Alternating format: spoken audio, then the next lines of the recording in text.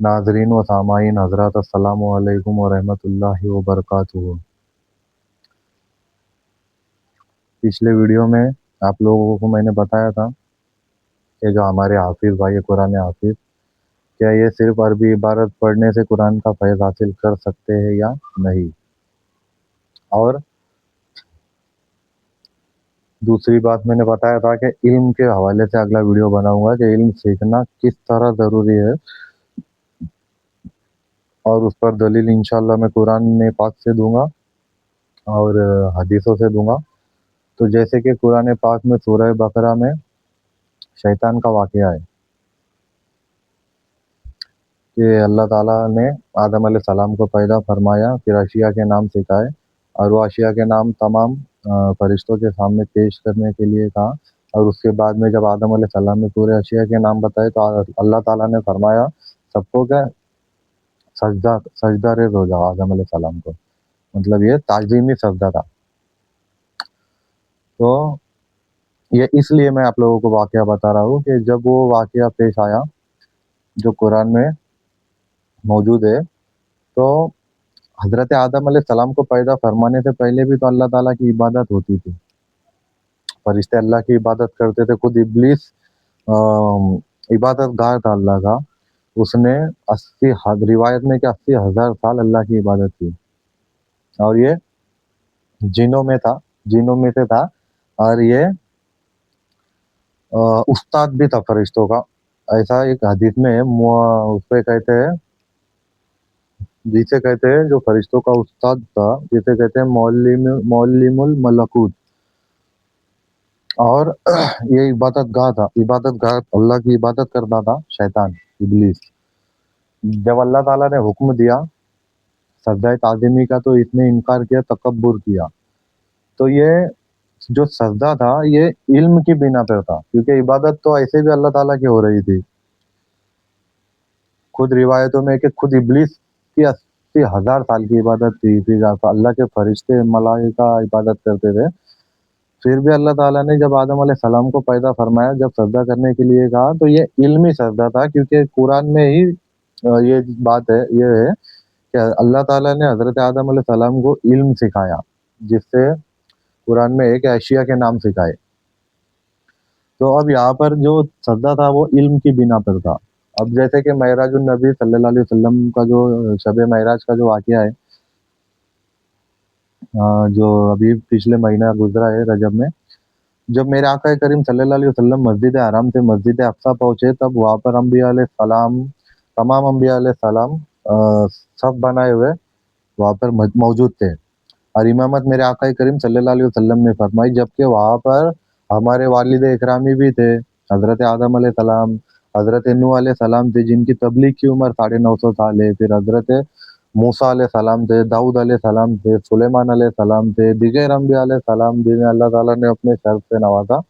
मगर फिर भी इमामत मेरे आका करीम सल्लल्लाहु अलैहि वसल्लम ने की, क्योंकि मेरे आका करीम सल्लल्लाहु अलैहि वसल्लम की इल्म की वसअत से बहुत ज़्यादा है। मतलब हुज़ूर पाक सल्लल्लाहु अलैहि वसल्लम का इल्म उलमा ने फरमाया है कि एक समंदर से जब चिड़िया अपने चोंच में पानी उठाती है, चोंच में जब पानी लेती है और वो चोंच से जो कतरा गिरता है, तो उलमा फरमाते हैं कि वो कतरे के मिस्ल तमाम मखलूक का इल्म है। वो जो कतरा, चोंच से जो कतरा गिरता है, तमाम मखलूक का इल्म उसमें अंबिया अलैहिस्सलाम भी है। और फिर उलमा फरमाते हैं कि जो दीगर समंदर है, वो तमाम समंदर के मुकाबिल का जो, मतलब जो समंदर का जितना जो समंदर है, उसके बराबर इल्म हुज़ूर पाक सल्लल्लाहु अलैहि वसल्लम को है अता किया गया है। और भी इल्म पर बहुत सी हदीसें हैं। तो ये मैं इसलिए आप लोगों को बता रहा हूँ कि इल्म सीखना कितना ज़रूरी है। और उसी वाक़ये से मैं आप लोगों को बताता हूँ कि सूरह अल आराफ, सूरा नंबर है 7 और आयत नंबर है 11 से 17 तक, जिसमें शैतान ने तकब्बुर किया सजदे से, और अल्लाह ताला ने उसे शैतान को हुक्म दिया कि तू यहाँ से निकल जा, तू जिल्लत वालों में से है। फिर उसने मोहलत मांगी अल्लाह ताला से कि मुझे उस दिन तक मोहलत दे जिस दिन लोग उठाए जाएंगे। अल्लाह ताला ने उसे मोहलत दी, और फिर उसने ये वादा लिया अल्लाह ताला से कि कसम मैं उस बात की जिससे तूने मुझे गुमराह किया। उसका ऐसा कहना था।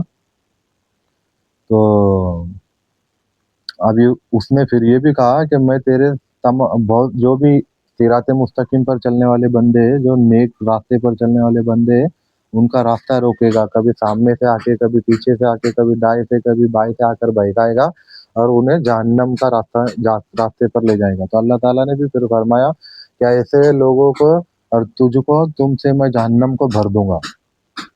اب یہ سوچئے کہ یہ واقعہ قرآن میں ہے، اور یہ قرآن کی میں نے آپ کو بتائی کیا عظمت ہے یہ کلام الہی کی، کہ اللہ تعالیٰ خود اس میں فرماتا ہے چیلنج کے ساتھ میں، جو قیامت تک آنے والوں کے لیے ہے، کہ اگر تم سچے ہو تو اس کی مثل لے آؤ، اور اگر یا تو اس جیسی 10 صورتیں لے آؤ، پھر ایک سورے میں ایک جیسی ایک صورت لے آؤ، یا ایک سورے میں ایک جیسی ایک آیت لے آؤ، ایک بات لے آؤ، اور تم ہرگز نہ لا سکو گے۔ تو سوچئے کہ کلام الہی میں خود اللہ تعالیٰ چیلنج فرما رہا ہے، تو یہ کتنی بنا شک و شبہ والی کلام الہی ہے۔ اور اس میں شیطان کا یہ کہنا ہے کہ میں اللہ کے بندوں کو بہکاؤں گا۔ پھر اللہ تعالیٰ نے بھی شیطان سے یہ فرمایا کہ جو میرے بندے ہوں گے، جو میرے راستے پر چلنے والے، وہ نہیں بہکیں گے۔ جیسے کہ مفسرین نے بتایا، جو عالم دین ہوں گے، علماء ہوں گے، جن کے پاس میں قرآن و حدیث کا علم ہوگا، تو ایسے بندے نہیں بہکیں گے۔ تو اسی آیت کے دلیل پر میں آپ لوگوں کو بتا رہا ہوں کہ کتنا ضروری ہے ہمارے لیے علم سیکھنا۔ ابھی جیسے شیطان جو وسوسے ڈالیں گا، جیسے بہکائیں گا، ہمیں جب علم نہیں ہوگا تو ہم کیسے اس کا سامنا کریں گے، کیسے بچیں گے شیطان کے وار سے؟ تو اس کے لیے علم اتنا ضروری ہے سیکھنا ہمارے لیے۔ خود میرے آقا کریم صلی اللہ علیہ وسلم کی حدیث ہے کہ ہر عاقل و بالغ مرد اور عورت پر علم سیکھنا فرض ہے۔ اور بھی اس کے بعد میں حدیث علم کے بارے میں، حدیث یوں سمجھے کہ بھری پڑی ہے علم کے بارے میں۔ اور ایک حدیث میں آپ لوگوں کے سامنے پیش کرتا ہوں، ایک روایت ہے کہ ایک بار میرے آقا کریم صلی اللہ علیہ وسلم مسجد میں تشریف لائے تو صحابہ اکرام میں بحث چھڑ گئی تھی بنی اسرائیل کے 2 شخص کو لے کر کے، اس میں سے ایک عابد تھا اور ایک عالم تھا۔ تو میرے آقا کریم صلی اللہ علیہ وسلم نے فرمایا کہ کیا بات ہے؟ صحابہ اکرام رضی اللہ تعالیٰ عنہ نے بارگاہ رسالت میں عرض کیا کہ یا رسول اللہ صلی اللہ علیہ وسلم، بنی اسرائیل کے 2 شخص تھے، اس میں سے ایک عابد تھا اور ایک عالم تھا۔ پھر انہوں نے عابد کی فضیلت بتائی کہ عابد وہ تھا جو دین میں پورے فرائض ادا کر کے باقی کے وقت میں نفل نمازیں پڑھتا تھا اور ذکر خاص کرتا تھا، اور دوسرا شخص تھا عالم، جو اپنے وقت کے فرائض ادا کر کے دین کے باقی وقت میں علم سیکھتا تھا۔ تو ان میں افضل کون ہے؟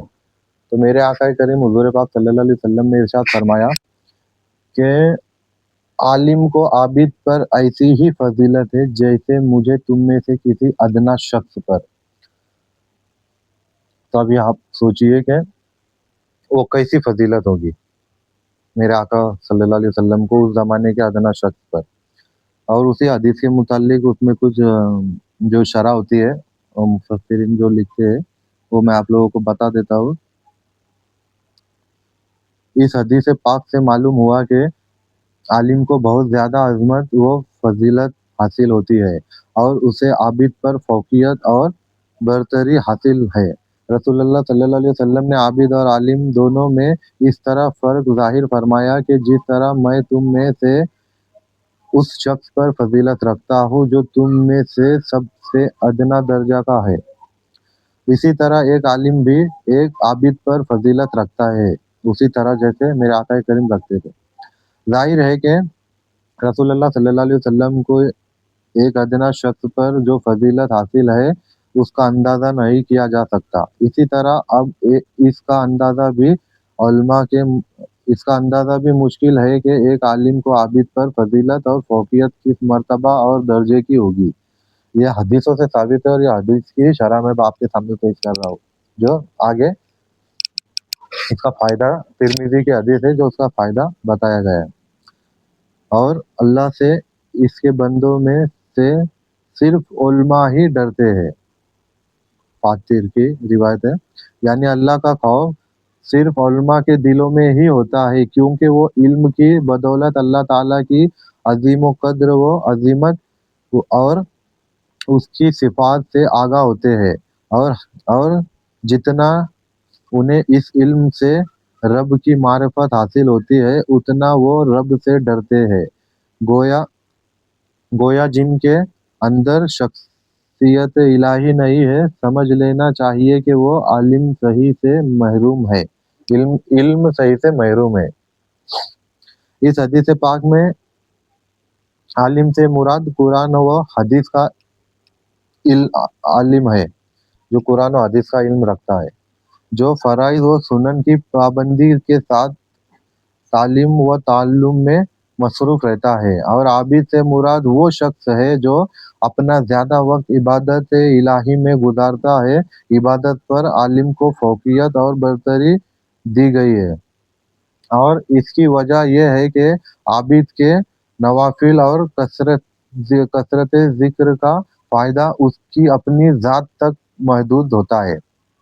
जैसे कि मैंने पिछले वीडियो में आपको बताया था कि जो कुरान हाफिज होते हैं उसका फायदा जो होता है सिर्फ वो हाफिज के जात तक ही महदूद होता है, वो उससे दूसरों को फायदा नहीं पहुंच सकता है, आखिरत का जो फायदा होता है। और जो हदीस भी है, हदीस मुबारक के कुरान हाफिज अपने घर के 10 अफराद की मैदान महशर में बख्शिश कराएगा, शफात कराएगा, और वो ऐसे शख्स हो गए कि जिन पर जहन्नम वाजिब हो चुकी होगी। लेकिन रिवायत ऐसी है, एक रिवायत में यह है कि कुरान हाफिज जो 10 अफरादों की बख्शिश कराएगा जिन पर जहन्नम वाजिब हो चुकी होगी, वो ऐसा हाफिज कुरान होगा जो हलाल को हलाल और हराम को हराम जाने। और अभी आप हमारे जो माशरे में जो हाफिज साहब है, आप लोग जानते हैं कि वो किस तरह है, कितने पक्के है, कितने बामल है। और जो अभी मैंने यहाँ पर बताया कि जो खुद की जात को जो आबिद का फायदा होता है, उसी तरह जो आलिम होता है वो जो इल्म सीखता है, इल्म हासिल करता है, तो उसके इल्म से दूसरों को भी फायदा पहुंचता है, ताकि क्योंकि वो उसका इल्म को बांटता है, बताता है लोगों को, मसले मसाइल बताता है, ये गलत चीज है, ये सही चीज है।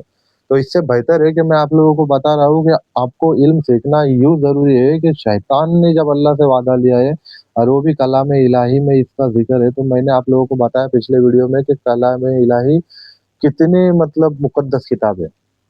और हमें सोचना चाहिए कि आखिरत के लिए हमें जब सामान इकट्ठा करना है तो उसके लिए भी हमें इल्म की जरूरत है।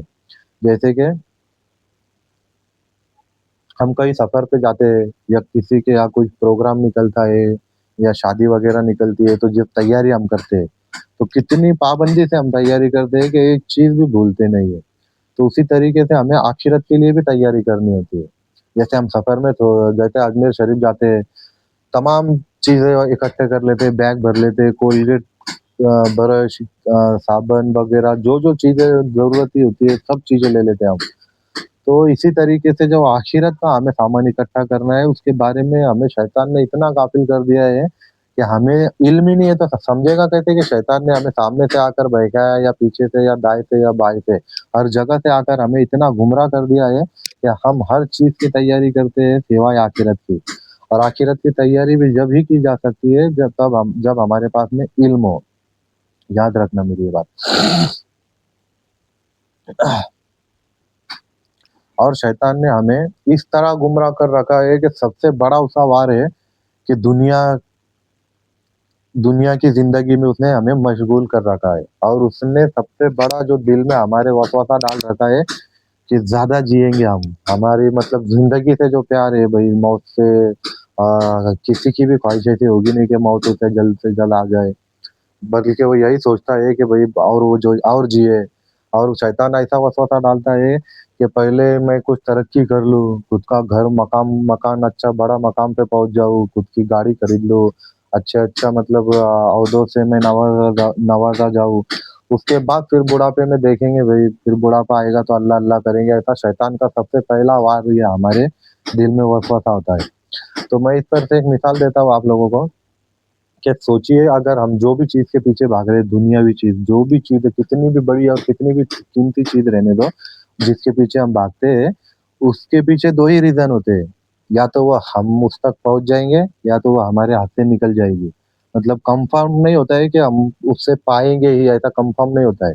लेकिन याद रखना, जो हमारे पीछे जो खड़ी है मौत, उसे इतना यकीन होता है कि 100% उसे कंफर्म होता है कि एक दिन ये हमें वो जरूर पकड़ेगी, एक दिन उसके शिकंजे में हम जरूर आने वाले हैं, और वो दिन जरूर आने वाला है, इस बात का उसे पूरा यकीन है। लेकिन हमें इस बात का यकीन नहीं होता है कि हम जिस चीज के पीछे भाग रहे हैं वो हमारे शिकंजे में आएगी भी या नहीं।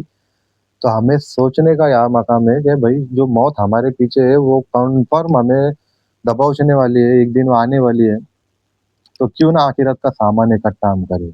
और उस सामान को इकट्ठा करने के लिए हमें इल्म की इतनी ज़रूरत है कि अभी आप लोगों को मैं क्या बताऊँ।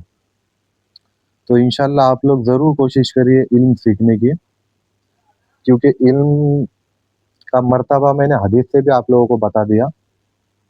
और भी जो हदीसें हैं आलिमों पे, इल्म पर, और आलिम भी उसे ही कहते हैं जो बाअमल हो, बेअमल को आलिम नहीं कहते। मैंने ये पहले भी आप लोगों को बता दिया हूँ।